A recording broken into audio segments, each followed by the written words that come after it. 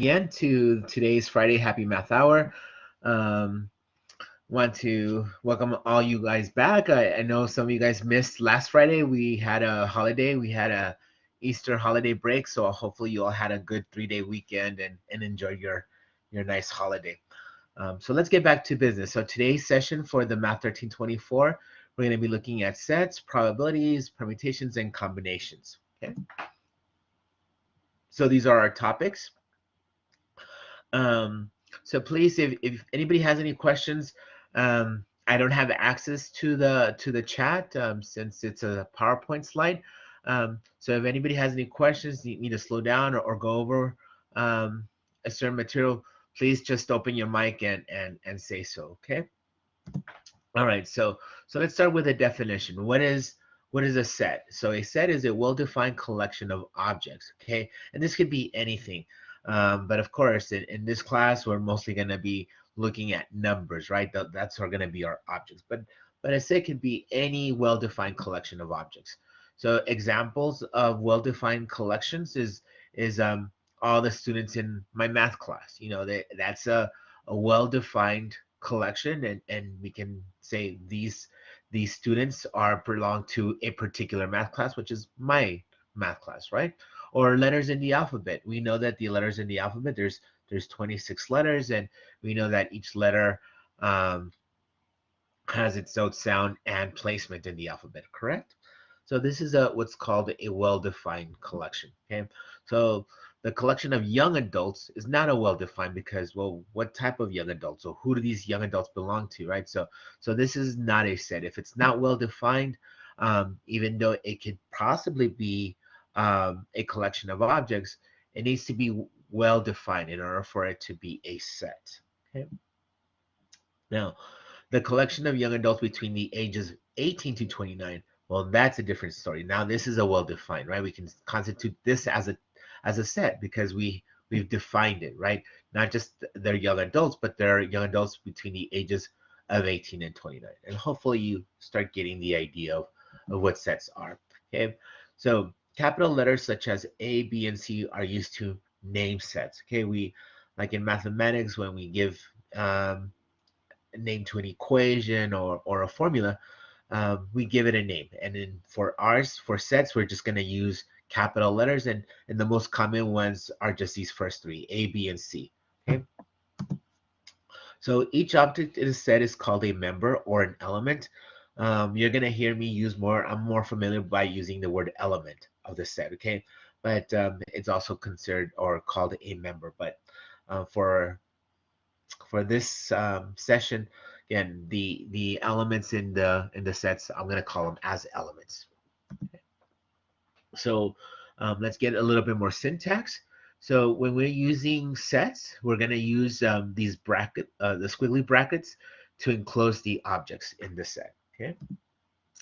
So for example, the name of this set is set A, and the elements in the set are 3, 4, and 5. I have 3 elements. Okay. And these are my 3 numbers. We separate the elements by commas.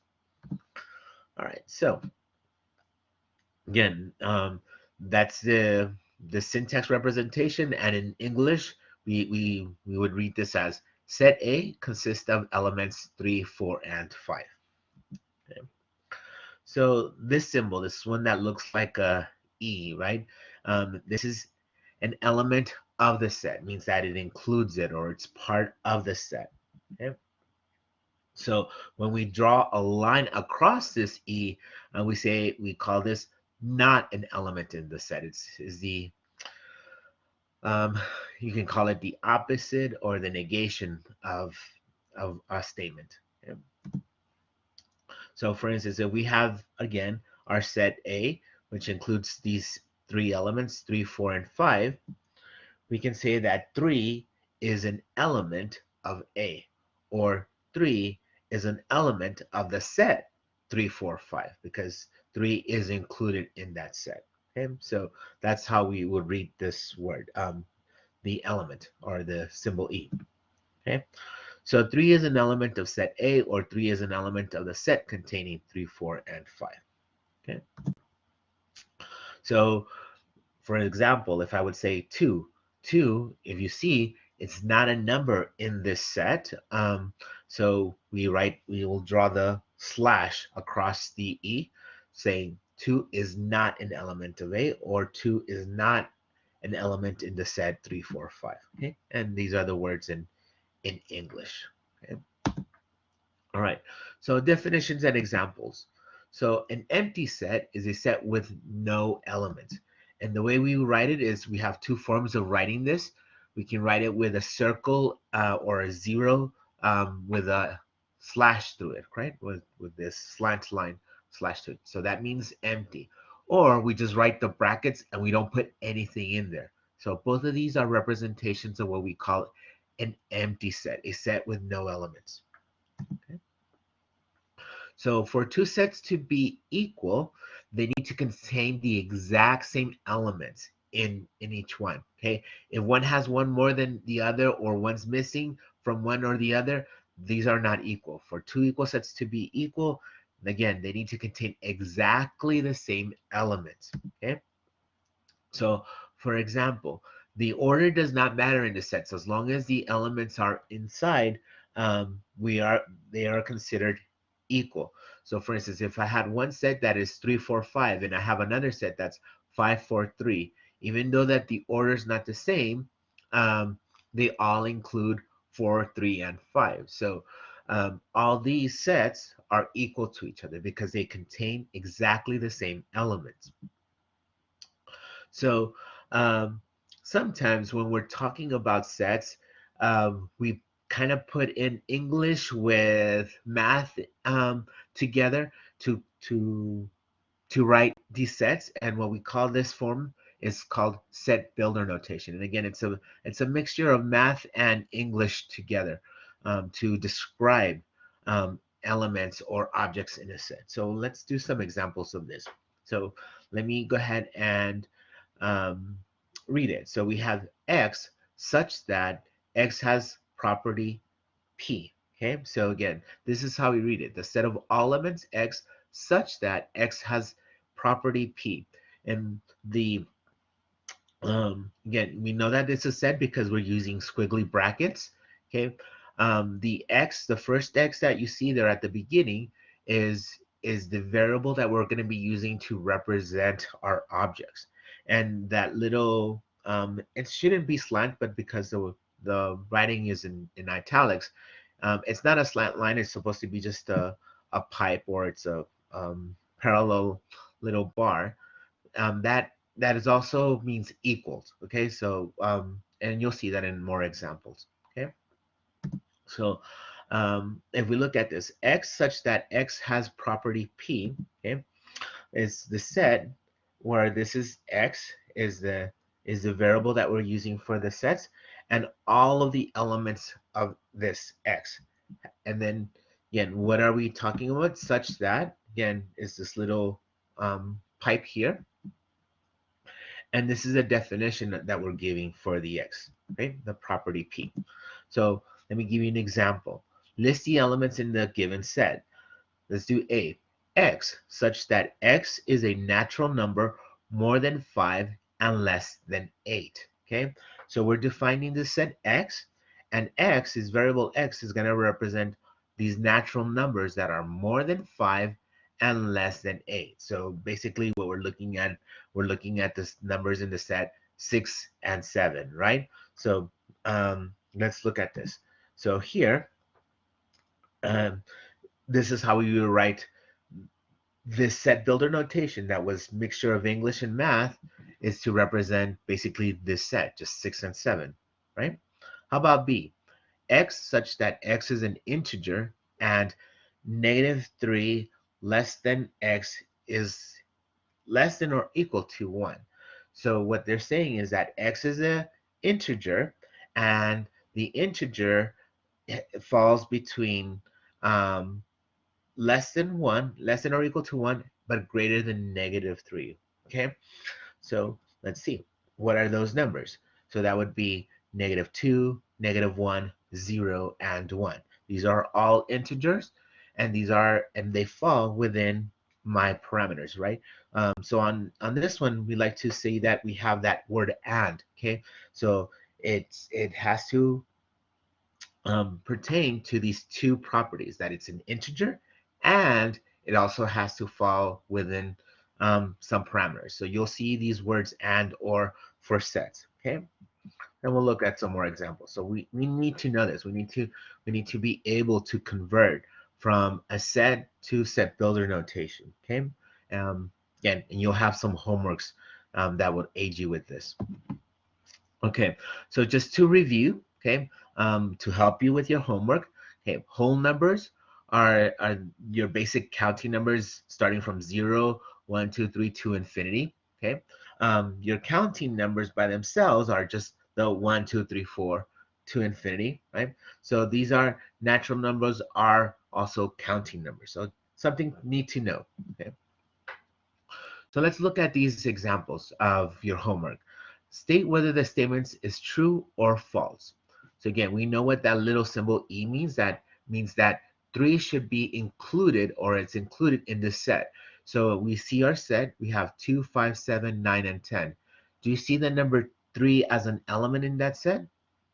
The answer is no, right? 3 is not in that set, so that's a false statement, because they're telling us that 3 is an element of that set. So that is false. How about 2? Number 2 says 2 is an element of the set. 2, 5, 7, 9, and 10. There's a 2 in that set, so this statement, it is true because 2 belongs in that set, right? So that is a true statement. How about 3? 6. 6, but now we have an E with a slash through it. That means 6 is not element of this set, and the set that they're giving me is 1, 3, 5, 7, and 9. This would be true because 6 is not in that set, so we consider that as a true statement. Yes? About number 4, again, it says 4 is not an element of this set, which is 2, 4, 6, and 8. This would be a false statement because there is a 4 that is in that set. So this is a false statement. Okay, 4 is an element of that set. All right. Again, please stop me or open your mics if you have any questions. Just let me know. Okay, I can visually see the chat. How about number 5? Okay, now they're giving us two sets, and they're saying that these two sets are equal. So if we go back to what we talked about, for two sets to be equal, they have to have exactly the same elements in both.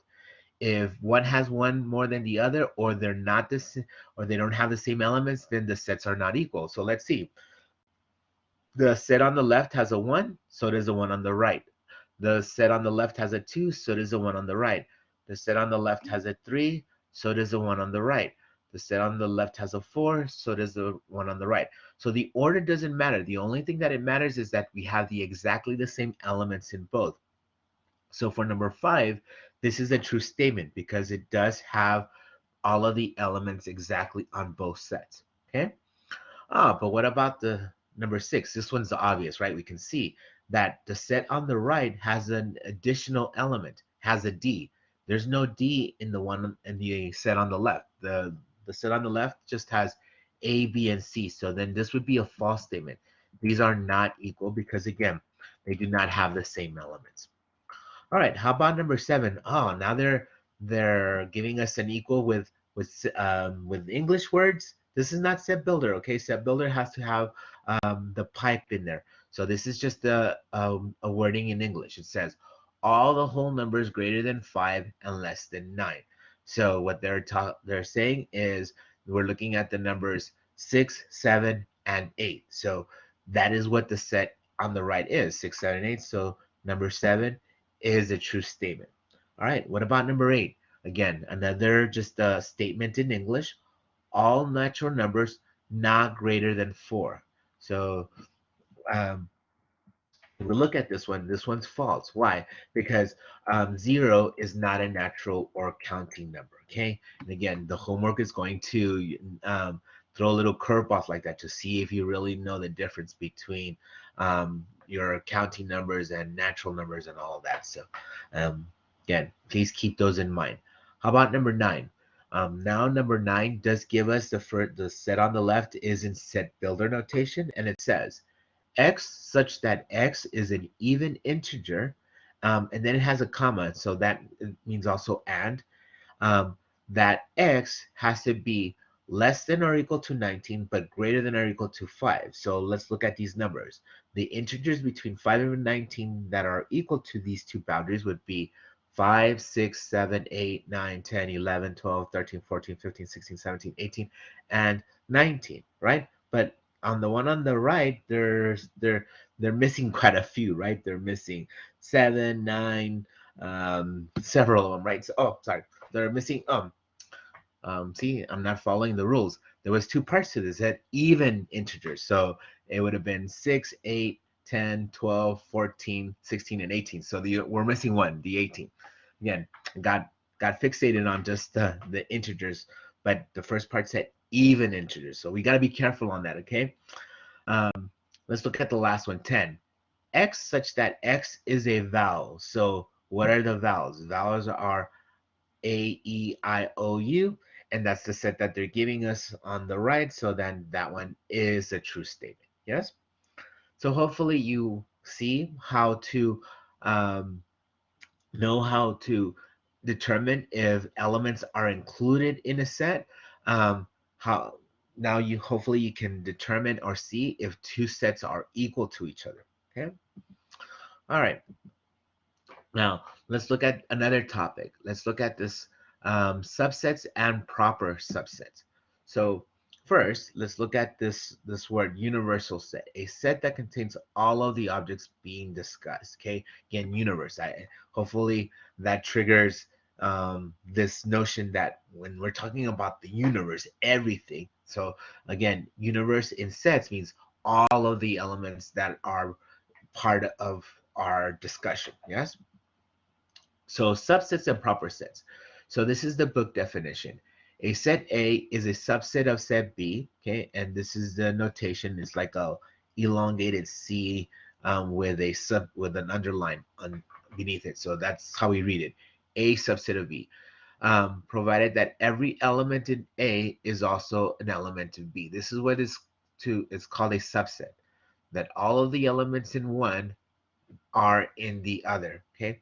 But for it to be a proper subset, the syntax that we use is just the A with the elongated C and the B, but no underline, okay? So that's for the proper subset. And what that means is that every element in A is an element of B, but B contains at least one element that is not a member in A, okay? It has something extra, okay?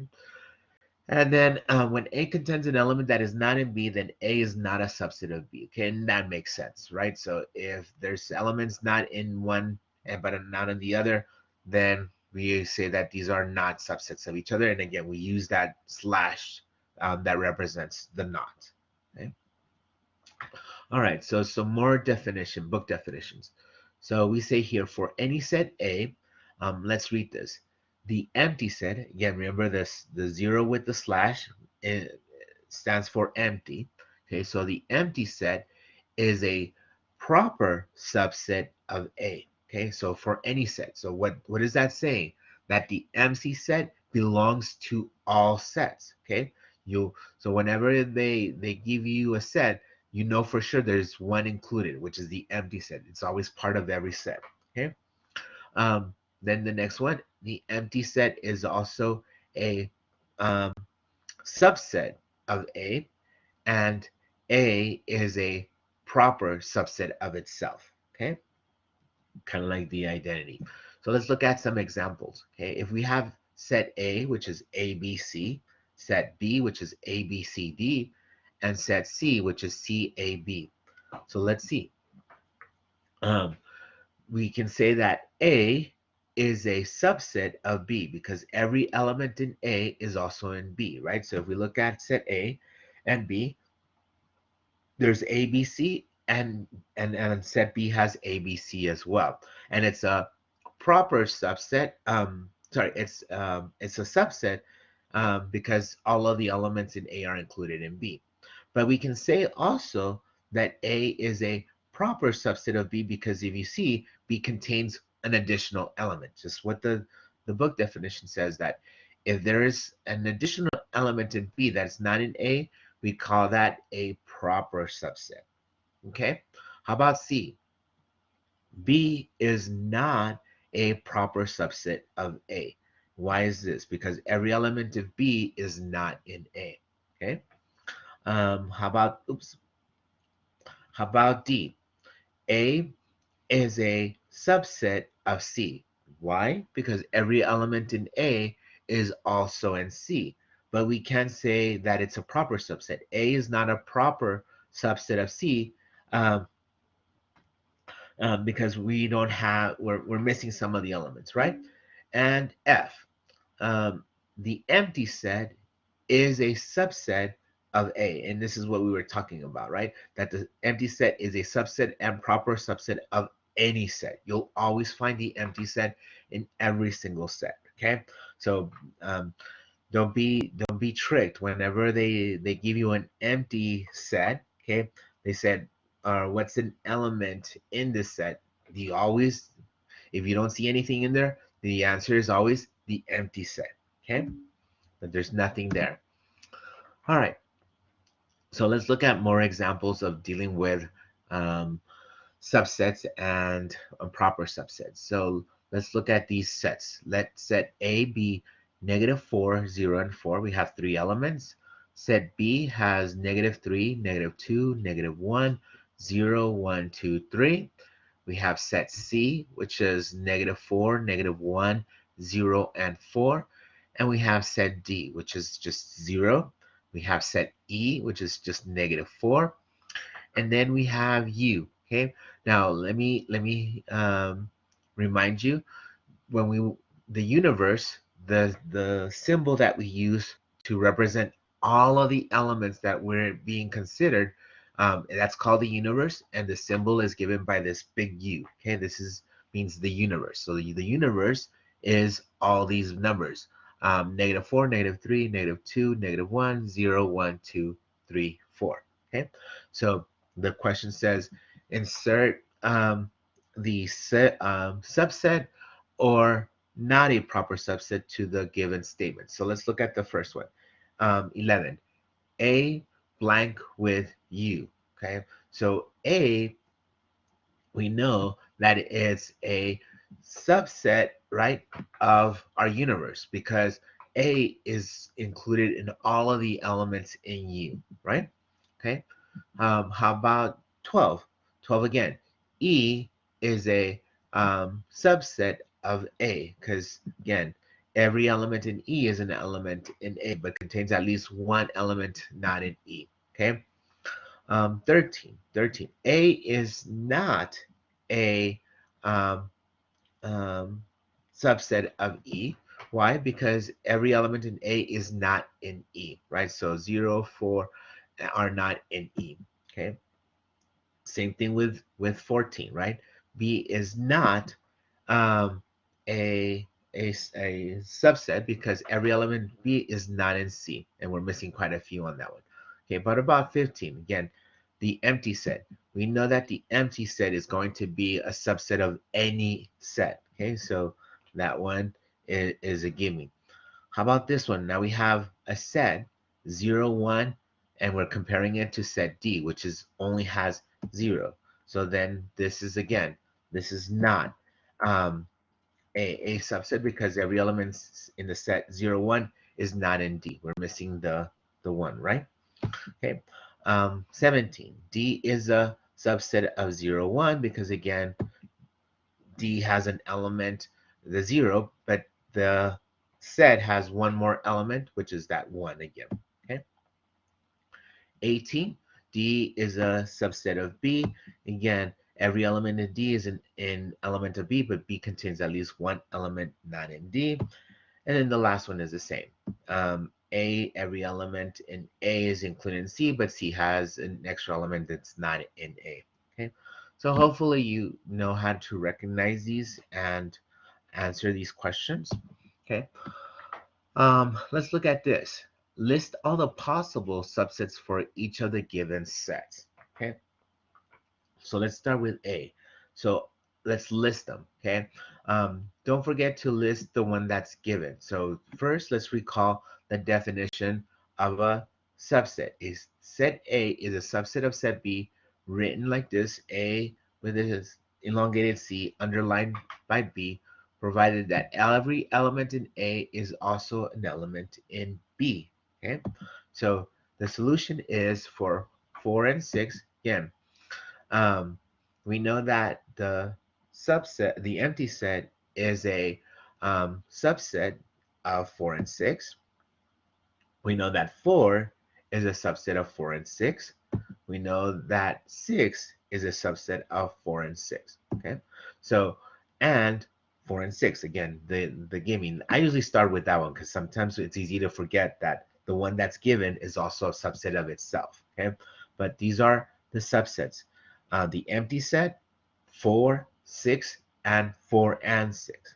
Okay, all right, so let's do B. Um, so again, for B, we have A, B, C. Again, we'll do the same thing. Don't forget the empty set. The empty set is a subset of A, B, C. The empty set is a subset of all sets. Okay, doesn't matter what they give us, it's always there. Then we have A, we have B, we have C, and we also have AB. We also have AC, and we also have BC, and we have the ABC. So the solution for this one is the empty set, A, B, C, and all the other variations. A, B, A, C, B, C, and A, B, C. Okay? All right, so this is to list the subsets given a set. Okay? All right, so to do it mathematically, given any set, okay, a set of n distinct elements has 2 to the n subsets. Okay, so let's look at as example. I don't know if we have an example to do this. Yes. Okay, so let's find the number of subsets for any given set. So here, let's do 20. 20. How many elements do we have in 20? Well, we have 1.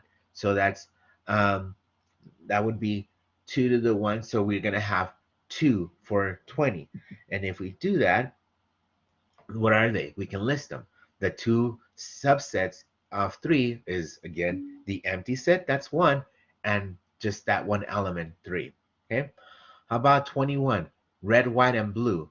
How many elements do we have? We have 3. So that would be 2 to the 3rd power. So red, white, and blue is going to have 8 subsets. Yes? Um, let's see here. How about 22? X, this is in set builder notation.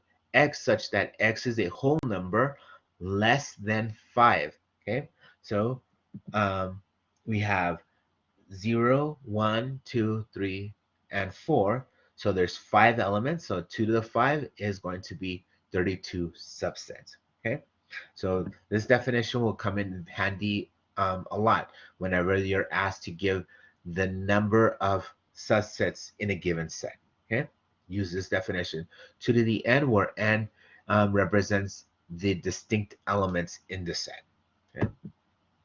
All right, so now let's look at some operations that we can do with sets. Okay, so given a set A and a universal set U, the set of all elements of U that do not belong in A is called the complement.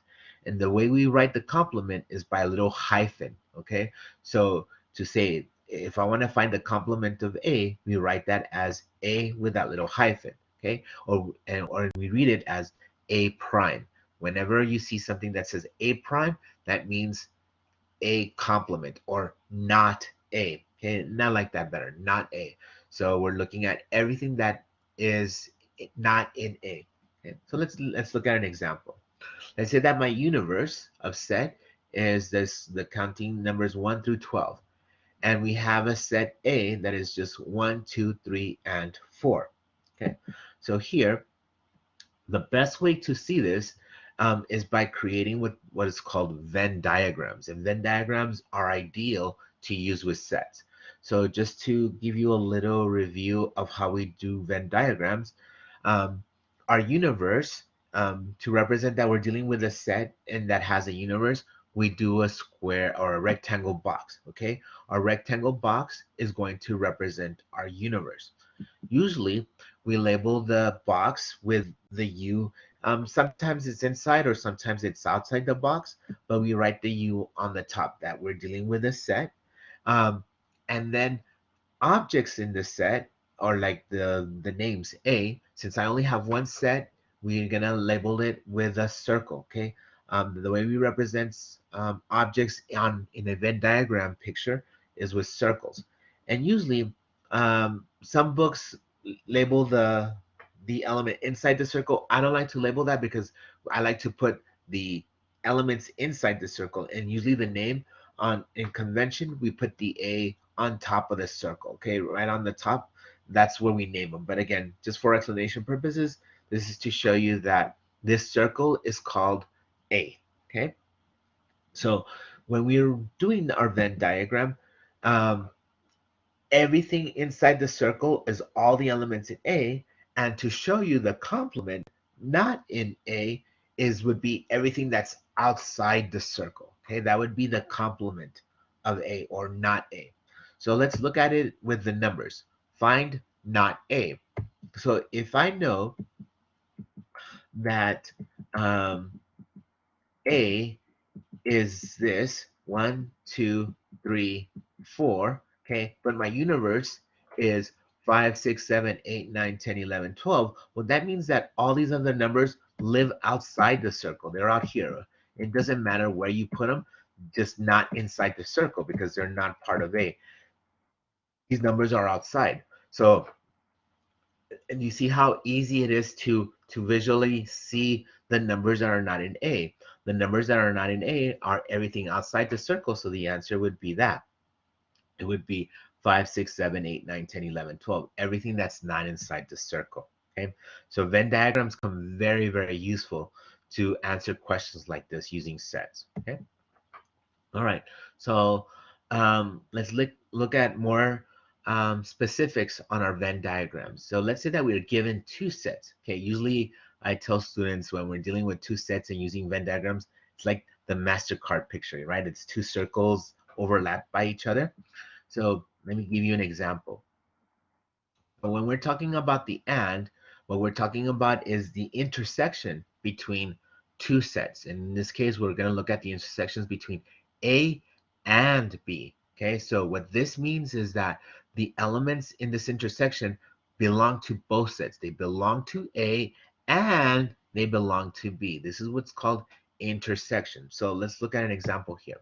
If I want to find the intersection of A and B, the um, set notation for intersection is an upside down U. Okay, so let's look at this. If you see here, the intersection is numbers that they both share, right? So do you see here in both of these sets, A 1, 2, 3, 4, and set 2, 4, 6, 8, I have two numbers that they share, right? They share both the 2 and they both share the 4. So the intersection between these two sets would be this, just 2 and 4. But look, we can see this in our Venn diagram. If we were to draw a universe, again, it's the MasterCard picture, okay? This would be set A, this is set B, set A, um, and A and B is this where they overlap. This is what's called our intersection. It's visually and you can visually see that they're intersecting with each other, right? So when we build our um, Venn diagram, okay, the ones that they both share, we put them inside this intersection. There's two numbers, 2 and 4. You see that this 2 and 4 are in both circles. They're in circle A and in circle B. Okay, but then we can write the rest of the elements in A. The rest of the elements in A are 1 and 3. Okay, that's it. That's all I have. But you can see in A it has 1, 2, 3, 4, right? But if we do our set B has 2 and 4 that are already there, but it also has 6 and 8. You see that 6 and 8 only belong to the circle that's inside B. They're not inside the circle with A. Okay, so this is a easy way that if they give me this Venn diagram, I can see that I'm dealing with two sets, and 2 and 4 is being shared by both sets A and B. Okay, keep in mind that word and. Okay, it's crucial. All right, so if I were to write the rest of my universe, okay, the rest of my universe would go outside these circles. So it would be the 5, the 7, the 9, the 10, the 11, the 12. It doesn't matter where you put them as long as they're not inside the particular set, but they live in my universe. These are all the numbers that I'm considering. Okay. All right. Disjoint sets. What are disjoint sets? Well, this is not a MasterCard. What that means is that we have two sets that do not overlap, or that if I were to look at their intersection, the intersection, let's say that I have a set A and a set C, A and C, the only thing that they share is the empty set, which is nothing. Okay. And the picture for a disjoint set is, again, it's just two circles, but they don't share anything. They're just, this is set A and this is set B. There's two circles inside my universe, and they don't share anything except for the empty set. Okay, remember, the empty set is the only thing that every set shares. Okay, so don't lose points for not writing the empty set. When they tell you what are these two share set, don't say nothing. Say the empty set. Okay, they do share the empty set. So again, let's write the elements in A. Elements in A. If I'm building my Venn diagram, A has 1, 2, 3, and 4.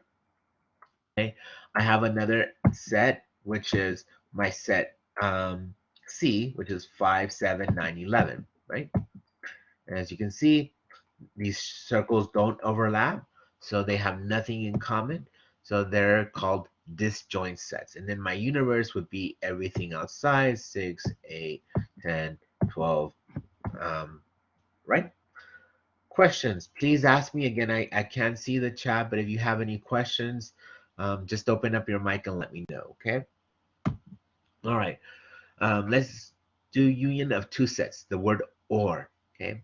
So we're given two sets, A and B. The set of elements belonging to set A or B is called the union of two sets, okay? So, and the way we write union for the set notation is this regular U, right? It's not upside down, it's just a regular U. So we read this as A union B, okay? So what does this mean? This means that it's all the elements that both sets but do not repeat. So let's look at this example again. Let's have my universe 1 through 12. Set A be 1, 2, 3, 4. Set B be 2, 4, 6, and 8. So I want to find out the union of A and B. Okay. So again, the union of A and B, I have 1, 2, and I don't write the duplicate. Even though both of them have a 2, I'm not going to rewrite it. 3, 4, but we also have 6 and 8. Okay, these are all the elements in A and B. But we call this, when we're reading this, is what are the union of A and B, or what is A or B, right? 1, 2, 3 is either in A or is in B. So you can better see it this way, right? But if we were to graph this in my Venn diagram, then A would be 1, 2, 3, 4. Let's go ahead and write it. So A is 1, 2, 3, 4. Okay. B is 6 and 8 only, but it has the 2, 4, 6, and 8. The union is all of the elements that they both have without the duplicates. In this one, you can see that we would just write everything that is in both circles. In both circles, all the numbers that we see, we don't see duplicates, right? We don't see two twos, you don't see two fours. The numbers are just 1, 2, 3, 4, 6, and 8. Again, Venn diagrams are awesome. They really help us do math a lot quicker and visual. And some of us are visual learners. I think like I myself, I'm more of a listener learner, but there's a lot of you that that with pictures make, or there's a saying, right? Picture says 1,000 words. So again, that's what Venn diagrams are here to help us. All right. So to finish out my universe, all the elements that are not in this set would be outside these two circles. So they would be inside the box, but they would be um, outside the circles. Okay. All right.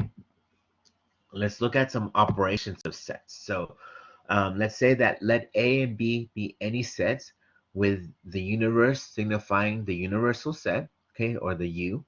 Then the complement of A, again, we write that as the A prime or A naught. So in set builder notation, so we can get familiarized with some of these notation that the book uses. So to describe A prime or A naught, the complement, we say X such that X is not an element in A and X is an element in the universe.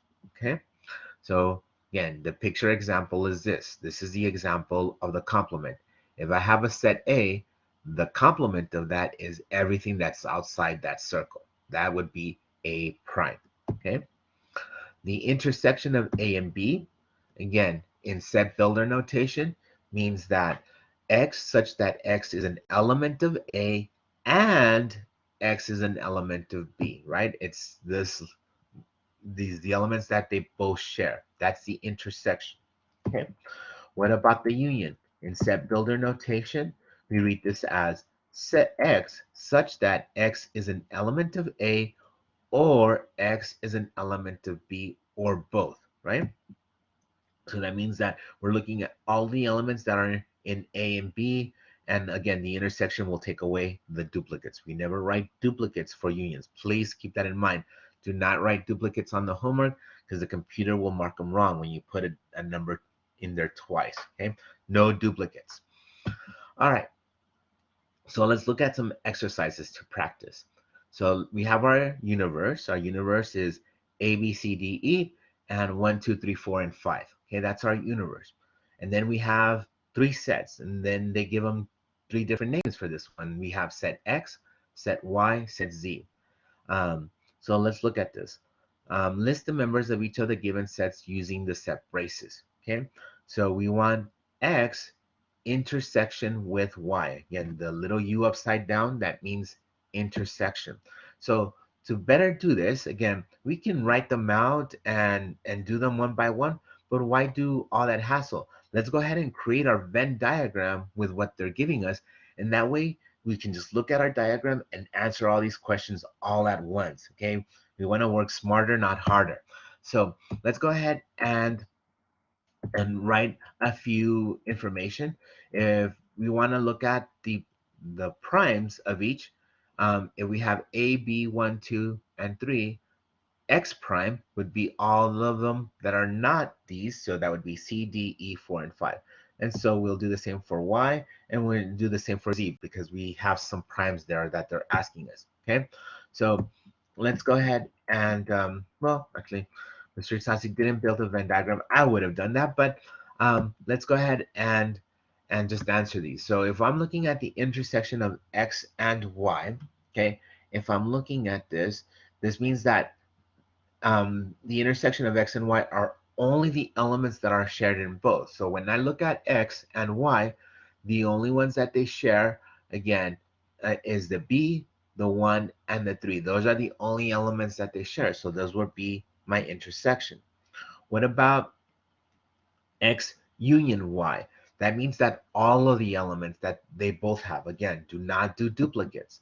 So all of the elements in X and all of the elements in Y would be A, B, 1, 2, and 3. Those are from X, and let's just fill in the gaps, the ones that are not in X but are in Y. That would be D, that would be 5, and that's it, right? Those are the union of X and Y. Okay, what about, we already did it in our work. They're asking us for X prime. That means the elements not in X. And again, we already did that, right? We did C, D, E, 4, and 5. Okay, what about this one? Not in X intersection with not in Y. So we have those there. We have X prime is C, D, E, 4, and 5. And we have the Y prime, A, C, E, 2, and 4. So we want the values that are in both of these. So the values that are in both of these are C, E, and 4, right? Those are the only elements that are in the intersection, or the elements in both of these knot sets or prime sets, okay? Okay, what about 27? X prime intersection with Z. So not the elements in X, so we're looking at C, D, E, 4, and 5. The intersection, only the elements that are shared with Z. So what are those elements? The only ones that they share is none of them, right? There's no elements that they share, so we write this as the empty set, okay? Or you can write the 0 with the slash. It's the empty set, okay? Oh, we have a two-parter, okay? So when you see parentheses, follow your basic rules of mathematics. Whenever we're doing mathematics, again, remember, we do what you guys call PAMDA, right? Parentheses first, exponents, multiplication, division, then math, and subtraction last, right? So you follow your basic order of operations.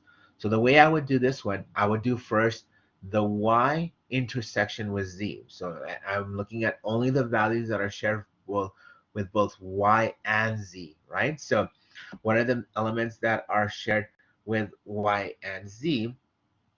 Okay, so with y and z is just b and 3, right? So that's what I would do first, right? And he has it here on the side. These are the only elements that are shared in the intersection of y and z. Then, now that I have that, they want me to do the union of x with that, and that's what he wrote here.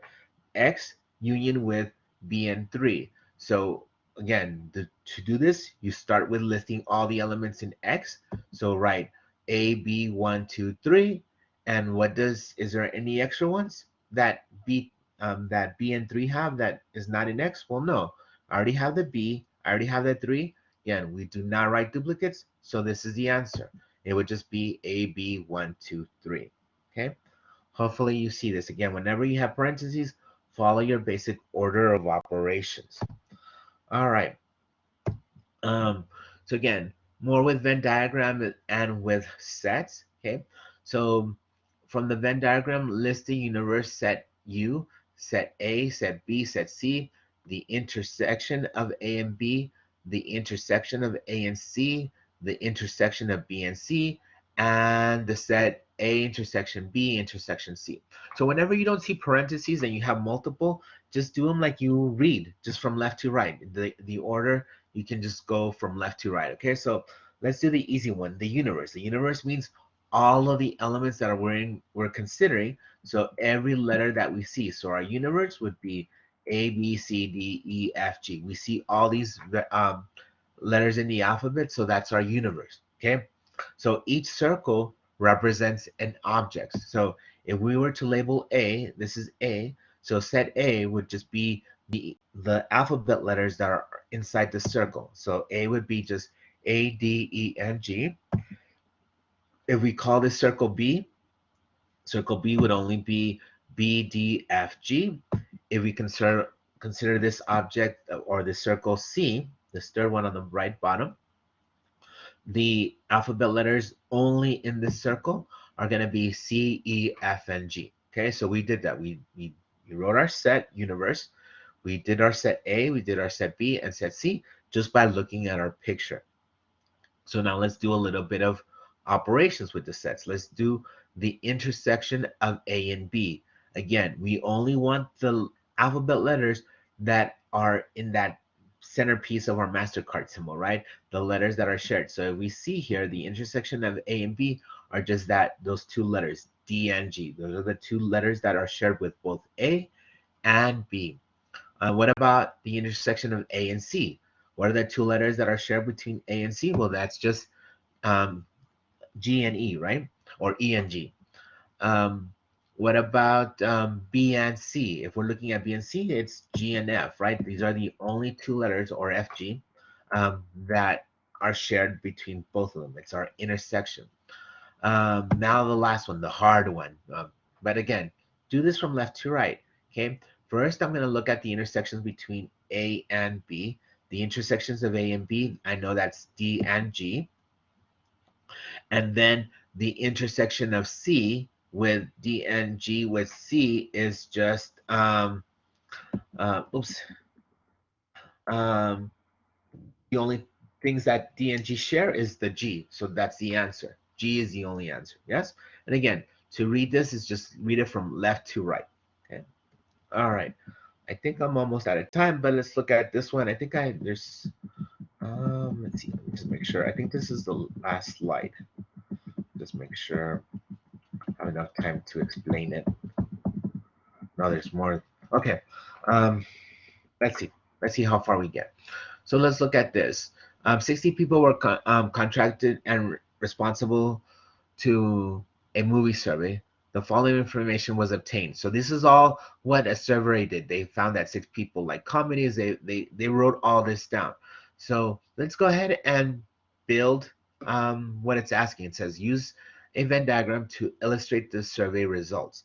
Again, so for each topic, okay, comedy, drama, and science fiction, we're gonna call those our sets, and you can label them however you want. We can say comedy is C, C for comedy is D for dramas, and S for science fiction.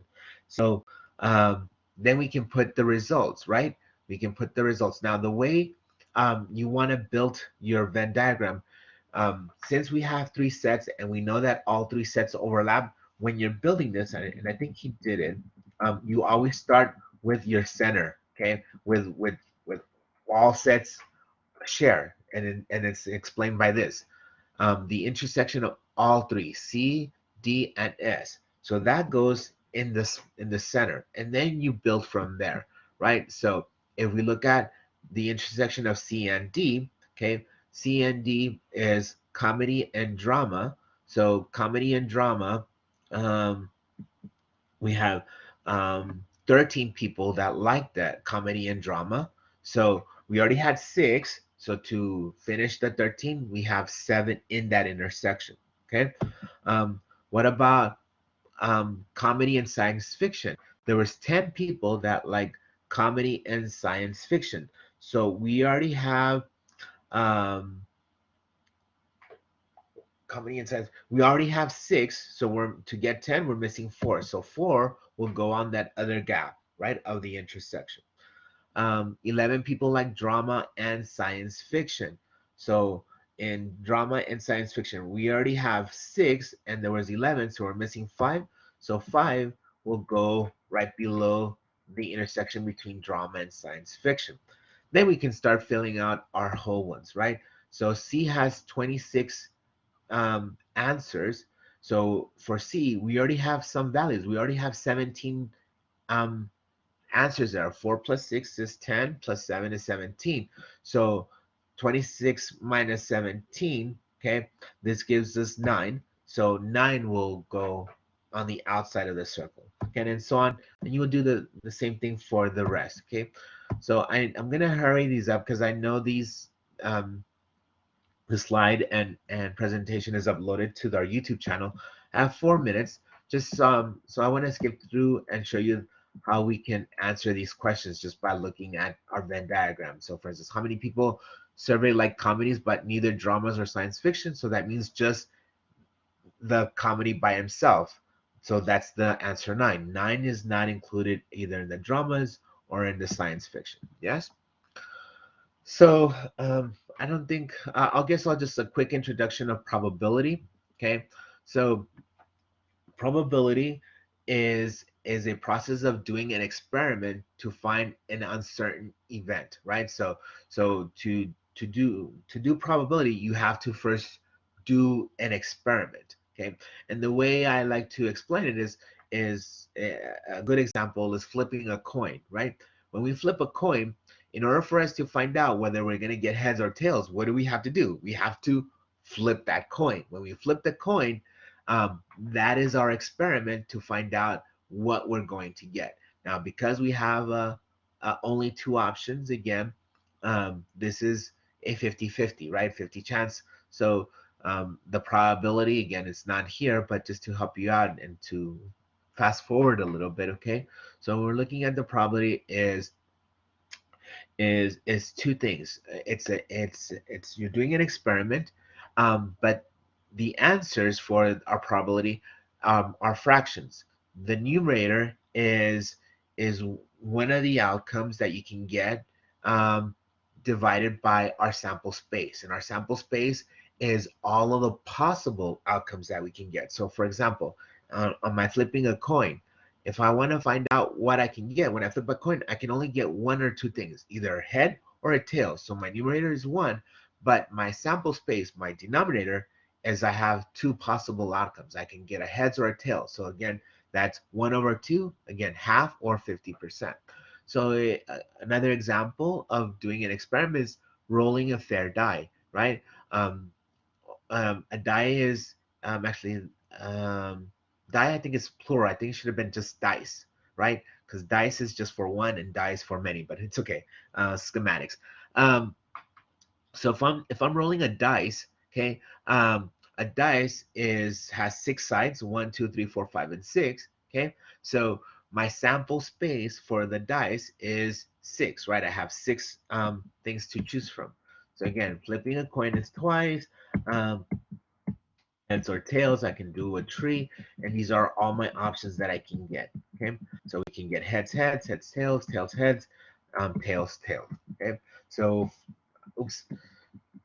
So these are my, if I want to write this as a set of all my possible outcomes, we have heads, heads, heads, tails, tails, heads, and tails, tails.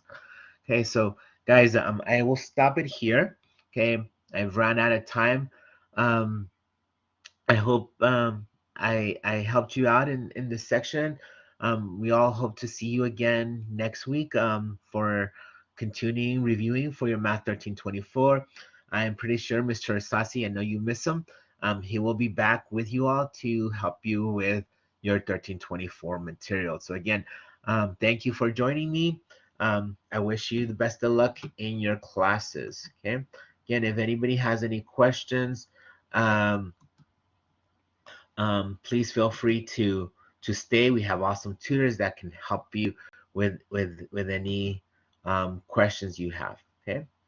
Again, thank you for joining me. Hi, everyone. Is there any more questions for Mr. Carrizales? All right. If not, I would just like to remind you to please sign in. The sign-in link is in the chat. The code word for today is matrix. And then I'd like to invite you to next week's sessions.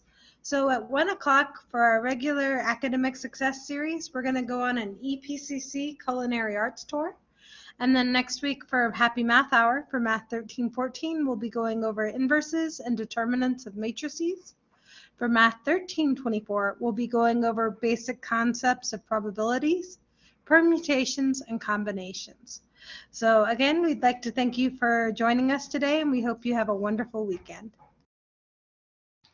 Thank you, everyone.